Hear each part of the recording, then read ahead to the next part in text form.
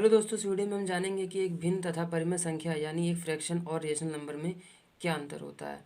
तो सबसे पहले इस बात को समझने के लिए हमें ये पता होना चाहिए कि भिन्न और परिमेय संख्या होती क्या है। तो चलिए सबसे पहले हम ये समझते हैं। कोई भी संख्या जिसे हम p बटे क्यू के रूप में लिख सकते हैं, जहाँ पे p और q आपके पूर्ण संख्या हो और q जो है आपका वो कभी भी 0 के बराबर नहीं हो सकता। तो ऐसे में ये जो संख्या होगी वो भिन्न होगी। मतलब कोई भी संख्या जिसे आप p बटे क्यू के रूप में लिख सकें, p क्यू आपकी पूर्ण संख्या और नीचे का जो आपका हर है वो कभी भी 0 नहीं होना चाहिए, तो वो संख्या आपकी भिन्न कहलाएगी। और अगर हम बात करते हैं परिमेय संख्या की, तो वो संख्या जिसे हम p बटे क्यू के रूप में लिख सकें, जहाँ पे p क्यू पूर्णांक होंगे और q आपका कभी भी 0 नहीं होना चाहिए। मतलब कोई भी संख्या जिसे हम p बटे क्यू के रूप में लिख सकें, जहाँ पे p और q आपके पूर्णांक होने चाहिए और आपका जो हर है वो 0 के बराबर नहीं होना चाहिए। तो सबसे पहले बात जो आप अंतर देख पा रहे हैं वो ये है कि यहाँ पे जो पी क्यू है भिन्न में वो पूर्ण संख्या है, जबकि परिमेय संख्याओं में ये जो पी क्यू है वो पूर्णांक है। तो मैं आपको थोड़ा बता देता हूँ कि पूर्ण संख्या और पूर्णांक किसे कहते हैं। तो पूर्ण संख्या वे संख्याएं जो 0 से लेके अनंत तक, इन्फिनिटी तक होती हैं, 0 1 2 3 इस प्रकार से इन्फिनिटी तक होती हैं, इसको इन संख्याओं को हम पूर्ण संख्या कहते हैं। और बात करें अगर पूर्णांक की, तो जितनी भी धनात्मक संख्याएं हैं, जितनी भी ऋणात्मक संख्याएं हैं और 0 को मिला के ये सभी संख्याएं जो हैं ये मिला के पूर्णांक कहलाती हैं। ये सभी संख्याएं पूर्णांक हैं। तो इस लिहाज से जो हमारा भिन्न होगा वो क्या क्या हो सकता है। अगर आपके जो बटे में है पी क्यू है वो पूर्ण संख्या होनी चाहिए, तो आपका भिन्न क्या क्या हो सकता है। 1/2, 3/4, 5/9 और 0/1, 0/5, कुछ इस प्रकार से। क्या ये 0/9 तो हो सकता है, लेकिन क्या ये 9/0 या फिर 8/0 हो सकता है? नहीं, क्योंकि आपका जो हर है वो कभी भी शून्य नहीं हो सकता।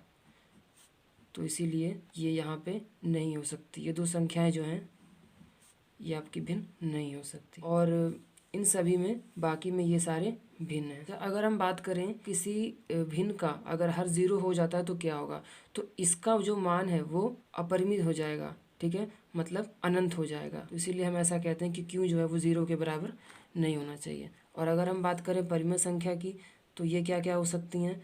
तो क्योंकि आपको इसमें धनात्मक, ऋणात्मक और शून्य तीनों ही ले सकते हैं, तो यहाँ पर 1/2, या अगर ऊपर हम ऋणात्मक संख्या लें तो -3, नीचे धनात्मक 4, अगर हम ऊपर धनात्मक ले लें 5 और नीचे -9, नीचे ऋणात्मक, या फिर दोनों ऋणात्मक 0/1, 0/9। ठीक है, जहाँ पर इन दोनों का मान शून्य होगा, उसी तरीके से यहाँ पे इन दोनों का मान भी शून्य ही होगा। तो आप इसमें एक और अंतर देख पा रहे होंगे। यहाँ पर अब जो भिन्न होते हैं वो हमारे धनात्मक होते हैं और शून्य होते हैं। शून्य हो सकता है, मतलब जो हमारा भिन्न है वो धनात्मक होते हैं और शून्य हो सकता है।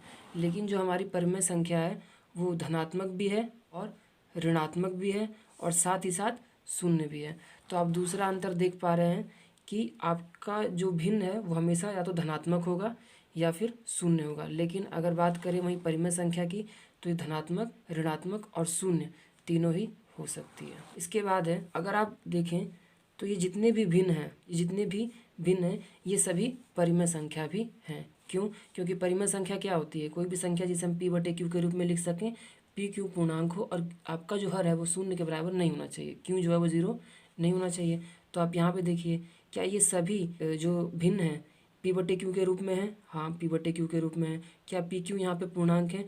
तो ये सभी धनात्मक हैं। तो क्या पूर्णांक में धनात्मक आते हैं? हाँ, धनात्मक संख्याएं आती हैं। तो ये सभी क्या हैं? पूर्णांक भी हैं। ठीक है, और शून्य यहाँ पे, तो इस तरीके से ये पूर्णांक भी हैं और ये परिमेय संख्या है। और अगर आप यहाँ पे देखें, ये सभी जो परिमेय संख्याएं हैं ये भिन्न नहीं है, क्योंकि संख्या आपकी भिन्न कब हो सकती है, जब वो p बटे क्यू के रूप में लिखी हो, p क्यू वहाँ पे पूर्ण संख्या हो और क्यू जो है, जो हर है वो आपका शून्य नहीं होना चाहिए। तो इन सभी में देखिए, क्या ये सभी भिन्न हैं? तो ये बटे में लिखे हुए हैं। पी क्यू जो है क्या यहाँ पे पूर्ण संख्या है? नहीं। यहाँ पे जो -3 है या यहाँ पे -9 है या -3 -7 ये सब पूर्ण संख्याएं नहीं है, क्योंकि पूर्ण संख्याओं में 0 और धनात्मक संख्याएं आती हैं। तो इसीलिए जो सारी परिमेय संख्याएं हैं वो भिन्न नहीं है। तो पहला अंतर यहाँ पे क्या था कि जो भिन्न होता है उसमें पी क्यू जो है वो पूर्ण संख्याएं होती हैं, जबकि परिमेय संख्याओं में पी क्यू पूर्णांक होते हैं। दूसरी बात कि जो भिन्न होते हैं वो धनात्मक और शून्य हो सकता है, लेकिन परिमेय संख्याएं होती हैं वो धनात्मक, ऋणात्मक और शून्य तीनों ही हो सकती हैं। इसके बाद तीसरा अंतर आपने क्या देखा कि जितने भी भिन्न होते हैं वो परिमेय संख्याएं भी हो सकते हैं, लेकिन सारी परिमेय संख्याएं भिन्न नहीं होती। मुझे आशा है कि आपको ये वीडियो अच्छे समझ में आई होगी। अगर वीडियो अच्छी लगे तो लाइक करें, चैनल को सब्सक्राइब करें और कमेंट करें। Thank you.